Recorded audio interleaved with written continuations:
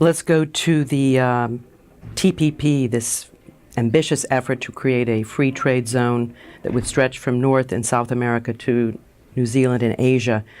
How important is it for Japan to get on board? How long will that take? You said that right now the situation is unresolved, but what remains to be done to really solidify this pact?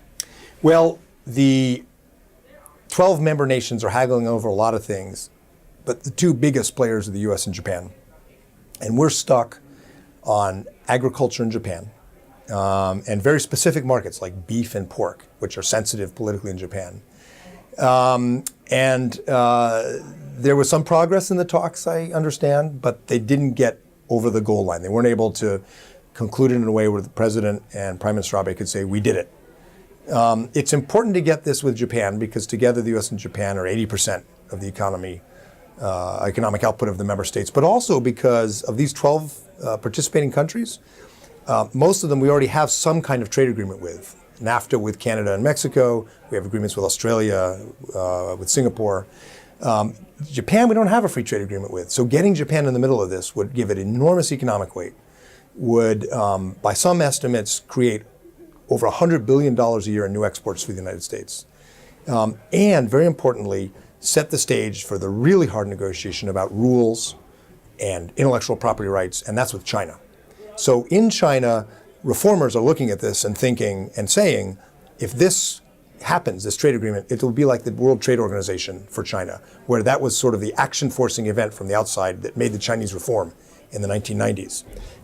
So the Chinese sometimes say this is against them, but often recognize that actually this is all setting the stage for China eventually joining into this agreement somewhere down the road and reforming its economies in ways that are good for China, in addition to creating a level playing field for the rest of us. How concerned are you about the internal obstacles here in the United States, the domestic obstacles to pushing through this trade agreement? We know that there are some members of Congress that are rather skeptical, particularly Democratic members. These trade agreements are always hard. They always come down to the last minute. They always pass by a narrow margin. It was true of NAFTA with Canada and Mexico. It was true with our agreement with Korea. But they usually pass. And the reason is that they create many, many more opportunities for exports and jobs than they take away jobs. But the people who are going to lose jobs potentially fight a lot harder because they want to keep some of the tariffs or other measures that protect them. And it's a very tough negotiating process, convincing them that there will be compensation in other ways. And so it's always hard. President Obama is committed to TPP and trade, but in my opinion, it's not the highest priority for him. The highest priority is saving his health care reform legislation and not getting mauled or badly defeated in the midterm election in November 2014.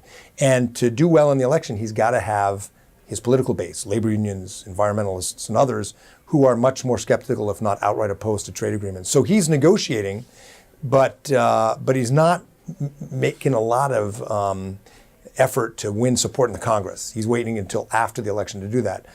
That's a problem because on the Japanese side, they're saying, why should we make these politically difficult compromises when you're, putting off the hard things you have to do? And that's part of the reason we're stuck right now. It's because of the domestic politics in both countries. But I think in the end, we'll get this done because it will create hundreds of billions of dollars in new trade a year, so many opportunities. And if we don't do it, then who will write the laws and the rules that govern trade in Asia? If years down the road, it won't be us, it'll be China. Do you think it will be done before the end of Obama's term? I would say that there's a better than 50-50 chance, but it's not a certainty.